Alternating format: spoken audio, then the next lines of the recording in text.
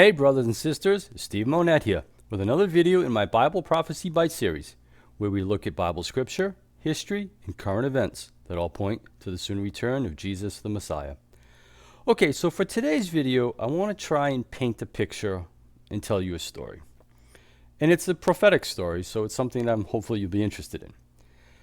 But the story is kind of ominous. So please bear with me as I begin to paint this picture by way of several pieces of evidence that I've taken from the media over the last several days. Okay, so the way I started this was that over the last month, we have seen numerous media headlines, all relative to Iran, or better known as Persia, in the Gog Magog alliance.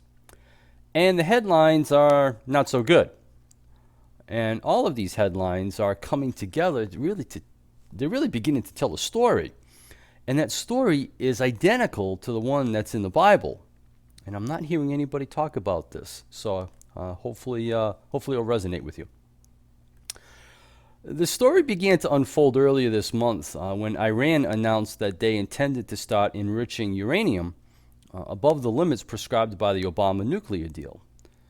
And as a result of this, the United States Secretary of State Mike Pompeo stated that Iran could achieve nuclear breakout in very short order. Now, for those of you that do not understand what nuclear breakout means, it's just another fancy term for achieving the ability to fabricate enough nuclear material to put on a missile or to create a bomb. Now, then we had Iran actually come out and make a public statement to the media that, quote, wiping Israel off the map was now an achievable goal. Well, that was really interesting to me. And to further their claim, Iran went so far as to put out another news headline that said that their missiles could now reach every part of Israel, including Tel Aviv. So upon hearing this, as you can imagine, Israel's IDF publicly acknowledged that the situation to the north of Israel was precarious and could result in war. And that was a direct quote, as you can see here. Then, as if right on cue, Iran fired 4 rockets into Israel from Syria. Thankfully, there were no injuries, but Israel responded by striking over 20 Iranian targets that were located in and around the Syrian capital of Damascus.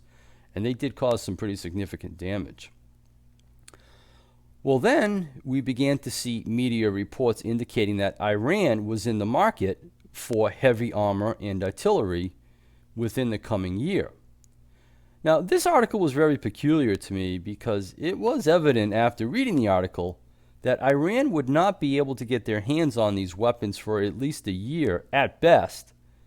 And even then, it would be likely that it would never happen so long as the USA was still part of the United Nations. So there's a little hint there for you that if by some way or another the US did not ever become part of the UN, then Iran would have access to a lot of heavy artillery. But again, that's really highly speculative at best.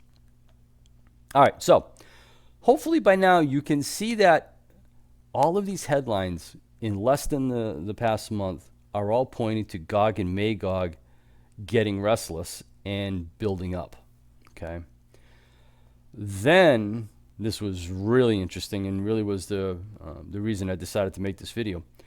This past weekend, the chairman of the Joint Chiefs of Staff of the United States U.S. military made a special trip to Israel to meet with the head of the IDF, and it was regarding Iran's latest antics. Now, within a few hours after that meeting, Benjamin Netanyahu went to the media to inform the world that Iran was preparing to attack Israel. And that, brothers and sisters, is the picture that is being painted for us today. Iran is preparing to attack Israel. Okay? Now, haven't we seen this prediction before somewhere? Oh, that's right. Yes. We read that Persia better known as Iran, will attack Israel, and we find that in Ezekiel 38 and 39. Now, in the middle of all of this, we see two very interesting news items that are directly related to this prophecy in Ezekiel 38 and 39. And the first one that we see is that Hamas has decided to dial back their weekly protest on the Israeli-Gaza border. And the second is that Haaretz News has stated recently, according to this article headline that I'm showing you here, that Hamas and Israel are on the verge of a long-term ceasefire. Now, I am very suspicious of Hamas wanting a ceasefire. And of course, my suspicion is based on the fact that Hamas is controlled by Iran. So ask yourself this question. Why would Hamas, a proxy of Iran, want a ceasefire with Israel? Well, I think the answer is pretty self-evident. And that is to lull Israel into a false sense of security, because we know that Israel must be at peace before Gog and Magog will attack. The Bible is very clear on this matter, and you can read it for yourself in Ezekiel 38:11 and also in verse 14, same chapter, Ezekiel 38. And again, you could even go so far as to read it in Matthew as well, because Jesus basically describes that when he comes, it's going to be a very normal day. Okay? So, hopefully by now you can see the picture that is being painted for us. Iran is moving all of their chess pieces into position to attack Israel. We know it, and Israel knows it. Okay? And the more I study this, the more I am convinced that this is the final event that needs to happen before the rapture of the church. And I have reached this conclusion by the following logical connections. So bear with me and follow along if you can, okay? First, we see Ezekiel 38, that Israel must be at rest and living securely before the Gog and Magog attack. Now, we know that for the most part that is happening today, with the exception of Hamas, which is, occasionally likes to fire off a whole bunch of rockets to gain some attention, but that's all coming from the south. If Hamas were to go quiet in this supposed ceasefire in the next few weeks or even next month or two, then Israel would be fulfilling that prophecy of living at rest and living securely. And we also know that Israel has no walled or barred villages or gated villages, so we can check that box. We already know that Israel will stop purging large volumes, pumping large volumes of natural gas by the end of this calendar year. And that, to me, looks like the spoil and the plunder that attracts Gog and Magog in the first place, which is at the very beginning of Ezekiel 38. Then in Ezekiel 38, verses 7, verse 13, and verse 15, all tell us that Gog and Magog will assemble to attack Israel. Well, I would submit to you that that's actually already happening right under our noses. And the proof of that is that Iran has over 80,000 troops in Syria today.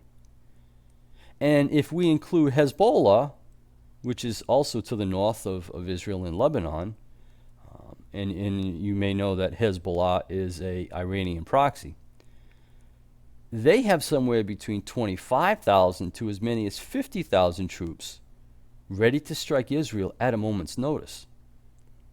Now do the math, and you can clearly see that there is over 125,000 troops ready to strike Israel today, all of them located to the north. Okay? So I think that they have assembled quite nicely. Now, on the very day that Gog and Magog comes against Israel, the wrath of the Lord will be released. Okay? We can read that in Ezekiel 38, verse 18. Then, on the same day, there will be a great earthquake, an earthquake so large that it will move islands and mountains. Okay? And we can read that in Ezekiel 38, verses 19 through 20. We can also find the same exact description of an earthquake that hits as a result of God's wrath in Revelation 6, verses 12 through 17, which just so happens to be the opening of the sixth seal. Then, right after those earthquakes, Ezekiel tells us that the Lord will rain down fire, hailstones, and brimstones onto Gog and Magog. We see the exact same description of that happening in Revelation 8, of the fire, the hailstones being raining down from heaven, which is the blowing of the first trumpet of judgment. So hopefully you can see that all of these events are clearly one and the same. They have the exact same description, and they're both triggered by the wrath of God. Okay, I know somebody will try and argue that it's not the same, but it clearly is identical. All right, so brothers and sisters, I do not know how much clearer the Lord can be. The final event before the rapture of the church is for Gog and Magog to come down and attack Israel. Once that happens, the wrath of God is released, the rapture of the church occurs, and then the wrath of God is released upon the world for a period of time, at which point all of the nations, including Gog and Magog, will be destroyed, and their flesh will be eaten by all of the birds of the sky. That's written in Ezekiel, it's written in Revelation, in the Battle of Armageddon. Okay, it's very clear cut. And today we are already seeing all of the preparations for that event taking place today. The so-called bait has been set, which is the natural gas that Israel has and has started pumping and will be pumping in the coming days. Gog and Magog already has assembled at least 125,000 plus troops to the north of Israel. Iran already has missiles that can reach every part of Israel, and that is today. And Iran could end up having a nuclear bomb within a few months, if they don't have one already. Turkey has numerous troops in Syria, and they now control 3 dams over the river Euphrates, which they could shut off in 24 hours' time. And when they do that, it will fulfill the prophecy in Revelation 9, when the 6th trumpet is sounded, and the 4 angels bound by the Euphrates are released. And if you want to know who those 4 angels are, just look at a map. Syria, Iran, Turkey, and Iraq all border the Euphrates, and all of them absolutely hate Israel. Okay? But despite all this evidence, the entire world is sound asleep. I was just getting my hair cut the other day, last week, and there were 4 stylists, and all their clients were talking about was gender reveal parties. That was the big important thing of the day. Didn't really care about anything else. But at the end of the day, if you want to know how close we are to the rapture of the church, watch Iran. The Bible tells us that Gog and Magog must attack right before the rapture of the church. The Bible tells us that Pentecost is the likely time for all of this to go down. And I did a video on that about a week and a half, 2 weeks ago. The year when this happens is still unknown, but it is extremely close by evidence of all of the assembling of troops and the moving of the chess pieces, and even the acknowledgement of Israel that Iran wishes to attack very soon. Okay? So please, don't be fooled by people telling you to look for a fall wedding, or somebody said, Jesus told me I was going to have a fall wedding, or somebody said that there's going to be a Christmas rapture, or somebody else that says, we fly soon, and he tells you that 5 times a day, although there's no biblical evidence to support that.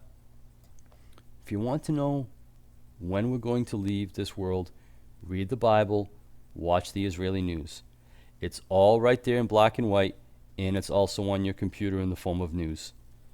I highly encourage you to prove this all out yourself, okay? So brothers and sisters, keep looking up, and especially keep looking to the north, for our redemption draws near. Thanks for watching.